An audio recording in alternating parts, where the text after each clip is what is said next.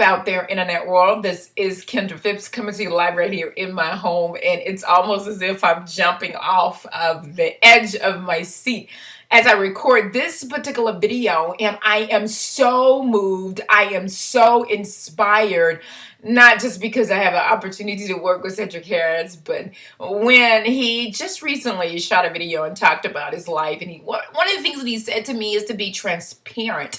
And I would definitely have to say to you, for the ones that have seen videos of me out there, being in the network marketing industry, been in quite a few different businesses, and I'm going to tell you right now, I will not give up until I have achieved the status in which I'm looking for. So I've been in and out of companies. Some I've made money, some I had. But what I had been able to do over the last 5 years is create relationships, and that have actually literally changed my life, my world, and my business. So for you that are looking through these videos and say, well, she's been here, she's been there, and I'm going to continue on that particular journey until I find a home for me. And the thousands and thousands of others that are looking for a home just have been in the same shoes that I've had an opportunity to wear. So whether you are a single mother, whether you are a businesswoman, whether you are sitting at home taking care of a loved one with special needs, or taking care of a mother or father that is aging, or the elderly, I don't care what you're doing,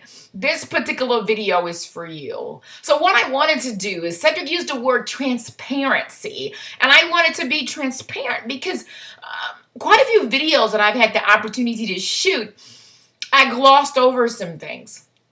I didn't want to accept, or I didn't want to acknowledge some of the things that I've actually gone through. And when I say, I'm thinking like, wow, I can't believe I've done all of this, from not only being a single mom, raising Adrian and Andrea. My son now is 20 in a residential care facility, and I'm going to touch on that for a moment. And also my daughter's a senior in high school, and I'm just super, super elated that God blessed me with an amazing daughter. But here's the story. Whenever you're put in a particular situation, you're going to do one thing. You're going to fight, or you're going to return, or you're going to flee. One of the two things happens. You're going to fight, or you're going to flee. And what I made a decision to do is to fight. Oh, I'm going to say it was almost a catch-22. In the midst of wanting to fight for Adrian, I packed up and I left my homeland. So for my family that have an opportunity to watch this particular video, I left you guys, and I was on the search of looking something for Adrian. I was looking for doctors. I was looking for an educational system that would be able to utilize their special services to help my son create and live a normal life. But as you've seen on Facebook, and the pictures will tell, that when Adrian was diagnosed with herpes encephalitis, meningitis, his life would be forever altered and forever changed in the aspect of being normal. And my daughter gets to look at a mom that's doing everything she possibly can to take care of her son. And she began to take on the same role that I did. So for 8 years, prior to that 8 years, I've had odd jobs. I've been in and out of network marketing companies. Some worked, some didn't. Not only that, I had the opportunity to go home and to stay with my son for 8 years. Let me tell you what that looked like. On a Monday through Friday, I sit in this exact same room. So as I shoot this particular video, where I'm actually sitting is exactly where my son's bed was. So when I shoot this video and I think about the ambiance, I have not changed the color of the room. I have not removed the painting because that is a memory. For 8 years, I sat beside my son. I took him to doctor's appointment, in and out of, oh my God, ER visits, simply because Adrian had seizures that would last over 30 minutes, sometimes 45 minutes. But I wanted to create some type of a safe haven for Adrian. I did not want to leave his side. Not leaving his side, not leaving my daughter's side. We reside here in this same particular house, and my goal was to create some normalcy for Adrian. Putting my son on a bus. Adrian had to go to school when things were okay, when he wasn't sick. I wanted that young man to experience everything that a normal person, a normal black male would experience in life, and that's what I wanted to do. And in the midst of doing that, that young, beautiful young lady that's my daughter took on the same roles of the doting and carrying, not only for sitting beside Adrian bed, feeding him through a Mickey button, giving his medicine through a Mickey button, pushing the wheelchair up and down. It wasn't even a ramp at my church at the time. So, I mean, I'm having people that help me pick Adrian up, help me pick the wheelchair up, because I knew that I wanted a normal life.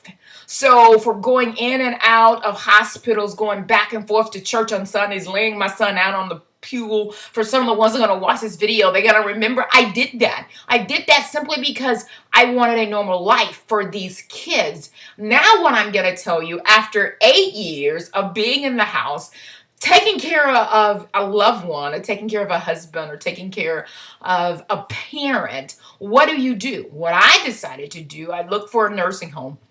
And I'm going to warn you right now as you watch this particular video. My son is in a nursing home, and I don't take the care very lightly for what they've been able to do for my son. But I will say to you, for every parent or every daughter or son that's looking at a nursing home, you better have guardianship.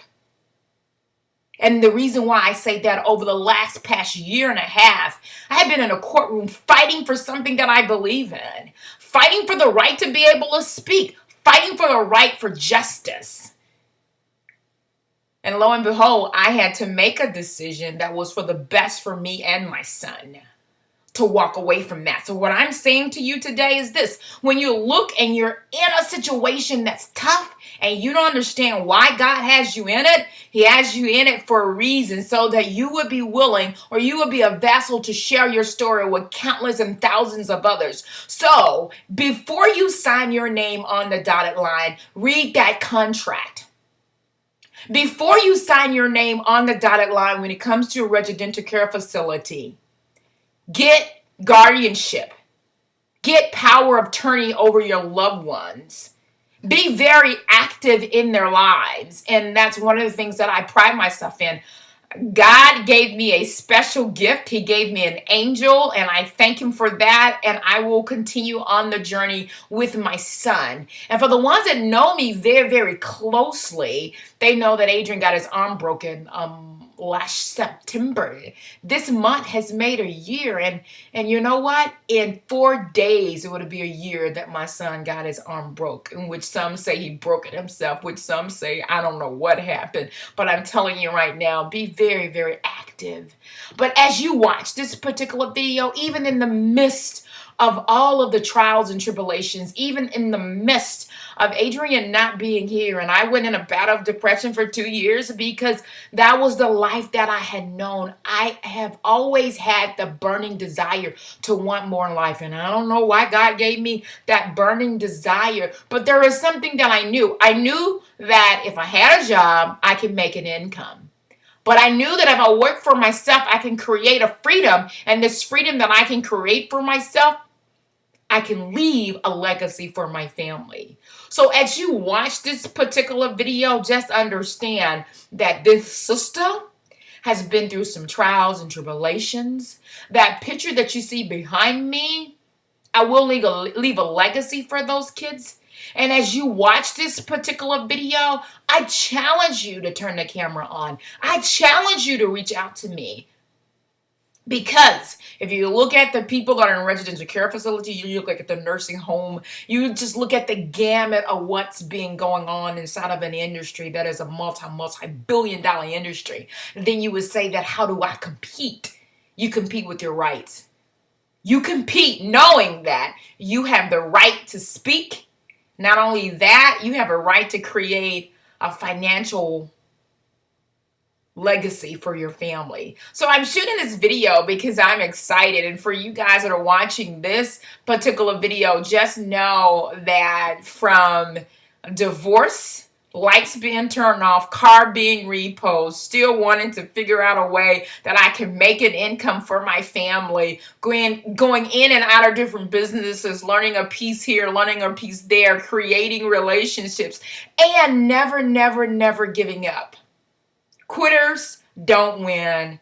Winners never quit. And I I say to you today, this particular video has been tough.